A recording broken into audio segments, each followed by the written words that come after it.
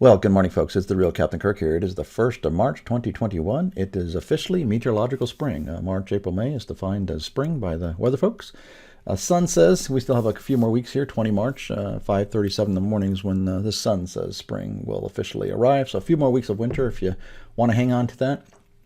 Winter recap again, according to meteorologists, is 1 December through 28 February. So this is officially in the history books.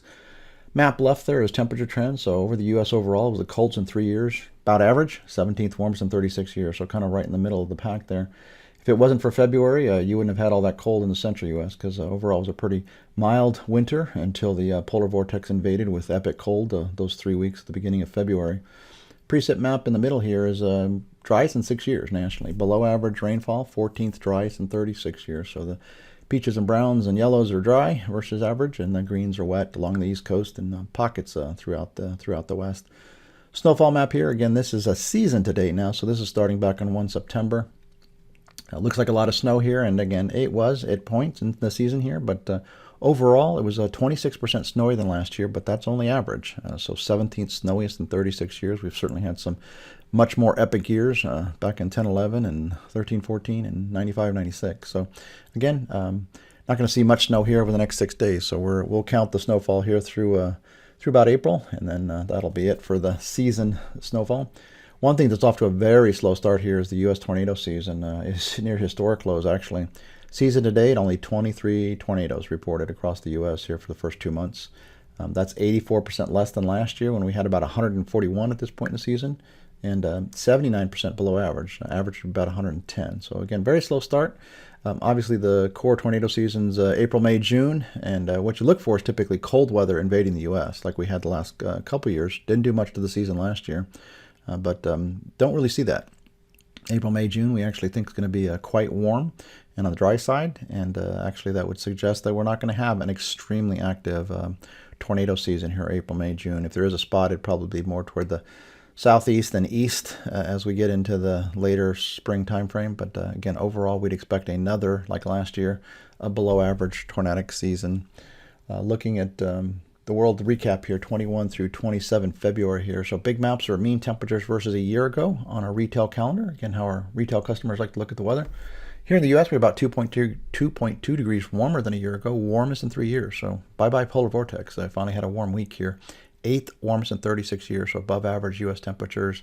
16% drier, driest in 13 years, so way below average on that front. And snowfall, down, 11% less than last year, least in 5 years, and again, below average.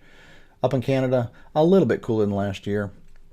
Europe's a little misleading, saying a little bit cooler than last year, but it was cold on the ends and warm in the middle. Russia, epic cold. Polar vortex certainly is camped out over Russia, Siberia. 23.8 degrees colder than last year, coldest in over 36 years. Almost wall-to-wall cold for Russia. Australia, again, continuing their cool summer trends here and actually starting to get into their fall. Coolest in 13 years. India, a little bit warmer, warmest in 3. And again, down in Brazil, a little bit cooler than last year. Maps inset left are the trends versus average. Looking at this week here in the U.S., 1 through 7 March, again, the first full week of spring, at least according to the weather folks. 3.2 degrees cooler than last year. Now, keep in mind, March last year was third warmest in over 125 years. So very, very warm March last year. So a little bit cooler than last year's really warm start. 12th warmest in 36 years, so still above average national temperatures. Maps inset left are the trends versus last year, again showing the cooler trends, again because it was just such a warm March last year. 10% less rainfall expected this week, least in 5 years, 11th least in 36 years, so below average, and snowfall is almost non-existent, 76% less snow than last year, least in 29 years, so much below average on the snowfall front here, and again that's very slow start here in March. So we'll quickly go through these 6-day snowfall maps here. Not much, a little bit of lake effect here in New England here this week with the cold front coming through early in this week. But again, just not a lot of snow across the maps here as we go through the week here. A little bit out in the high elevations of the Rockies. And then here on Friday, Saturday, again, not much.